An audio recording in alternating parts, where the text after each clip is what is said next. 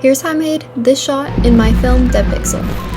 Let's get into it. In Adobe After Effects, you are going to make a new composition, drop the same video in 3 times, and label them just like I did. Use the roto brush tool on the head layer to mask out the head and transparent the background, and you're going to do the same thing to the TV screen on the TV layer.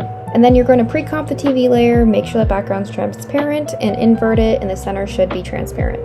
Go back to your head layer and add the liquify tool to it, and you can make it however you'd like to. Just make sure it's dragged towards the TV, and it should look something like this.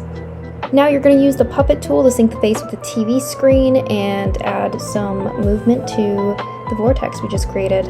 Make sure mesh is enabled for smoother motion. And your finished product for this step should look something like this, but if you're like me, I'm not happy with this, so now we go into Premiere Pro. And then just letting you know that everything I'm doing in here can be done in After Effects. I just didn't. In Premiere Pro, we're going to make a new project, and we are going to mask out this little area, which we're going to use for every single step I'm about to tell you, and I apologize in advance. We're going to add wave warp, mess around with it to our liking. Same with noise, and then we're going to add another wave warp, and this is going to give us that TV staticky effect. And then we're going to add mosaic, which is going to give us that glitching look.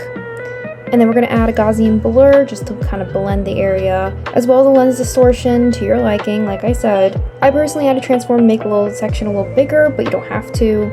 And then the key bread and butter is going to be add brightness and contrast, and you are just going to mess around with that as much as you can to make it have this flashing effect.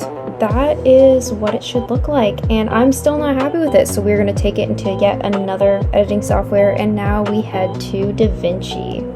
We're going to head into the color panel, and we are going to make a node, and that is going to be our flicker addition effect, which is going to give that flashing effect even harsher. Make sure you mask out the area between the head and the TV and mess around with it to your liking. Color is going to be key, so color it however you want to, and make sure that same mask area is tracked for that.